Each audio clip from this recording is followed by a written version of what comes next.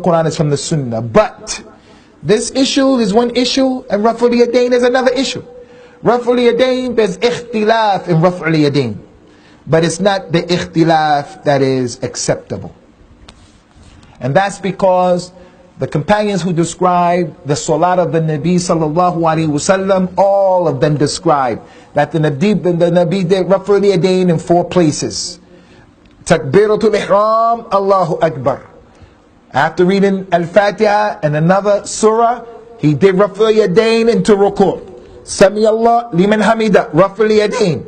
And then when he was in Tashahhud, At-Tahiyyatu Lillah, when he got up for the 3rd rak'ah, he did Raful Yadein. No doubt about that. In addition to that, some of the companions who narrated his hadith, the Nabi prayed different ways. Sometimes he said, Assalamu alaikum, and he stopped.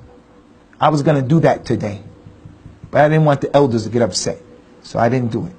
I don't want to make fitna.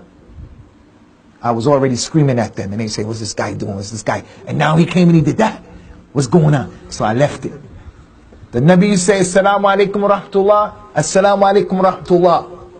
Sometimes you say, Assalamu alaikum wa rahmatullah wa barakatuh, Assalamu alaikum wa rahmatullah. The dua of istiftah, he did it 13 different ways. The Nabi used to change it up.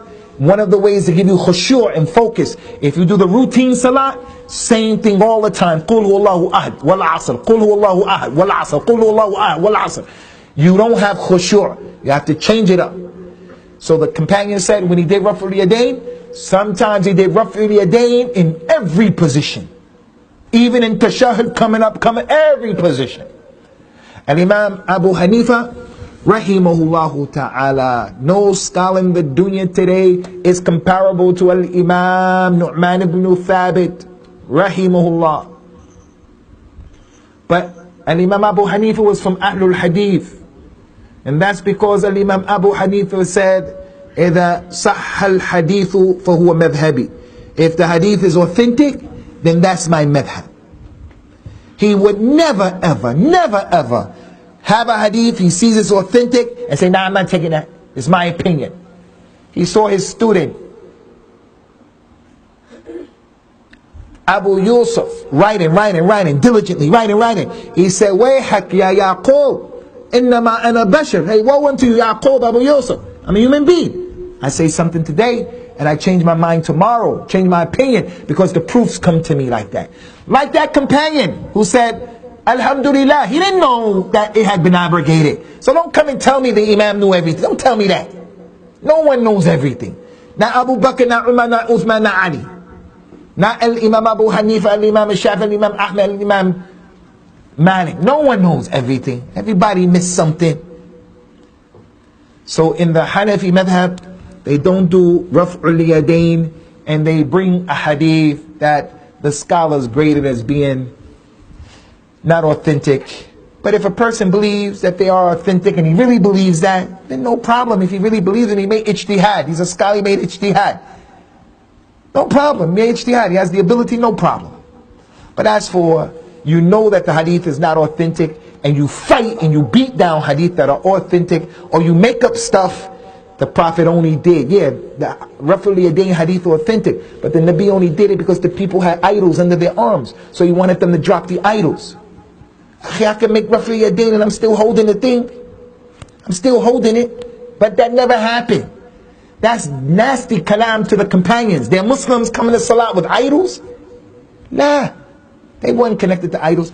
So Ikhwani, this is a really important point. You young brothers. What's your name, boy? Huh?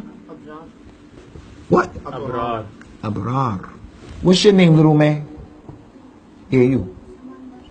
Samandar. Wow. How about you back there, little man? What's your name? Huh? Waqar? Hamza. Samandar. Abrar. What's your name, little man?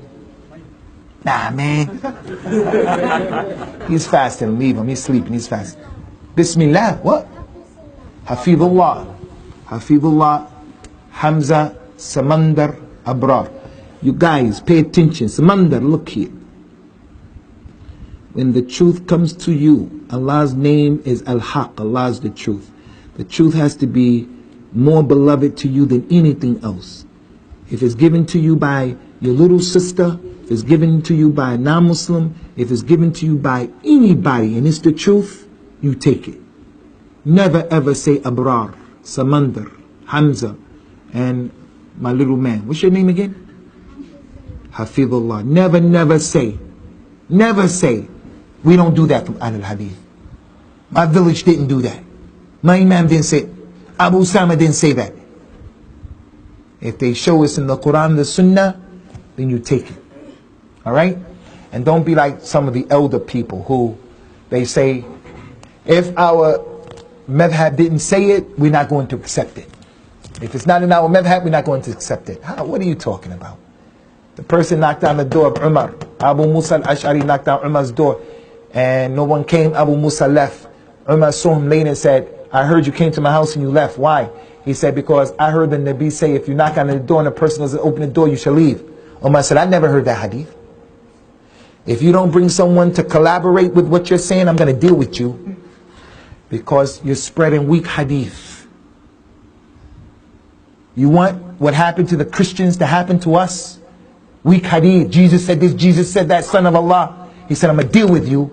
I'm going to make an example of you and you're one of the big companions. I'm going to deal with you, Abu Musa. Abu Musa went to the Prophet's masjid and he saw the Ansar there and he was looking distraught. They said, what's the matter? He told them what happened. They started laughing. They said, we all heard that hadith and we're going to send with you the youngest one from amongst us, Abu Sa'id al-Khudri. He was a little kid like Samandar, a little bigger than Samandar. Samandar is a little guy. He said, we're going to send the youngest one. And then he went with Abu Musa to tell the Amir al-Mu'mineen, yes, we heard that, and the Ansar in the masjid, we all heard that. How is it possible Umar didn't hear that? And the Nabi would always say, I believe, and Abu Bakr and Umar believe. I came, and Abu Bakr and Umar came. I went, and Abu Bakr and Umar went. They were always with him. The Nabi would have his door closed. Nobody can come in except Abu Bakr and Umar. Only those two. How many days, every day Abu Bakr and Umar is going to the Nabi? How did that simple sunnah pass by Umar? Umar. The Nabi said if it was a Nabi after me, it would have been Umar. The Nabi said when Umar goes down the street, Shaitan takes another street. Ayahs of the Quran. You know that hijab our women wear, niqab hijab? That was revealed because Umar. Making salat at the Maqam Ibrahim, Umar. So many ahkam of Islam, ayat of the Quran, Umar. And he didn't know that simple sunnah, knock on the door and stand to the side, so if the door opens up, you don't see the people inside. He didn't know that. That's a sign. If that passed him by, then how many hadith and sunnahs passed by Al-Imam Malik, Al-Imam Al-Shafi, Al-Imam Abu Hanifah, Al-Imam Ahmed?